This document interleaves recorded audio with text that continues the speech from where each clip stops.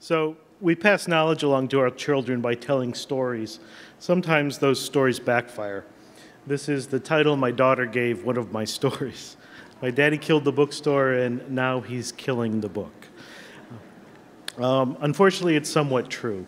In the 70s, I worked in Woodstock for room, board, $50 a week.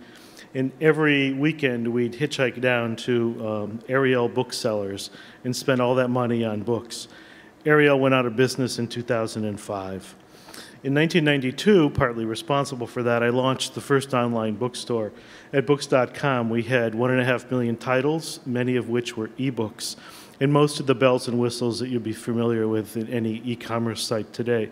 By '94, sales were doubling every quarter. I went to the LA book show and screamed, "This changes everything." No, really, this changes everything. No one listened. By 1996, I was out looking for funding to pay for this rapid expansion. Amazon took $8 million from Kleiner Perkins. I sold my company to CUC International. The punchline to that story is that the CEO is still in prison.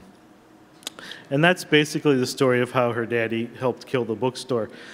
But now we're on to a new opportunity, and that's reinventing the book, or as my daughter said, killing the book. But we're not. We're killing the printed book. The iPad appeared as a black swan last May out of nowhere from most vantage points, and now you'll have 100 million of them by the end of the year. Sales are now already exceeding ebooks. But the need for storytelling hasn't changed, whether we're writing on cave walls or paper or glass. The need for storytelling to transmit knowledge remains the same. This is the Chauvet Cave in France. And it's an enormous space. This is not just the publishing industry we're looking at. It's surrounded by movies, television, the games industry, all converging on this new piece of glass. And there's two key constructs here, the first of which is the book is self-aware. This is entirely new. It knows who's reading it, what page you're on, where you are in space and time.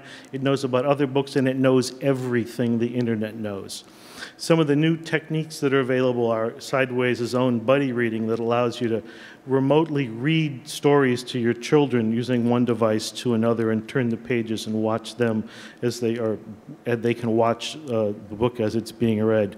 Or here's another Sideways example that combines multimedia, navigation through maps or calendars, multiple ways to look at things and still tell an enthralling, engrossing story. The other key point is that the book has context and connections both backwards through time, through definitions and annotations, and a community that it can build forwards through time. The book has become self-aware and a living thing, until, of course, the battery dies, and then you're stuck reading the Sky Mall magazine, which is not the worst thing. But there are other challenges here in addition to just power failure, because the book is not just another material good. It is a key transmitter of culture from generation to generation. Issues of copyright, freedom, openness, access, truth all come to play here and are our responsibility to do this right. Just a couple weeks ago in Egypt, if you had your book in the cloud, gone. Egypt shut off the cloud. Serious risk not being addressed today, and I challenge all of you to pay attention to some of these obvious risks. It was mentioned this morning, the electromagnetic pulse possibility could wipe out all digital literature, solar flares. There's all sorts of potential threats that we need to be aware of and take into account as we build this future. Censorship, in one of the most delightful pieces of irony ever, 1984 was the first book forcibly removed from a digital device. Life is just sometimes too enjoyable. But it's the unanticipated consequences that really frighten me more. This is the rabbit fence from Australia, I might add.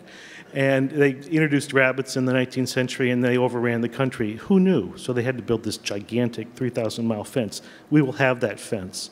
So I challenge you, go ahead, kill the book, but go home after this conference and face your children and promise them that you will build them a worthy successor. Thank you.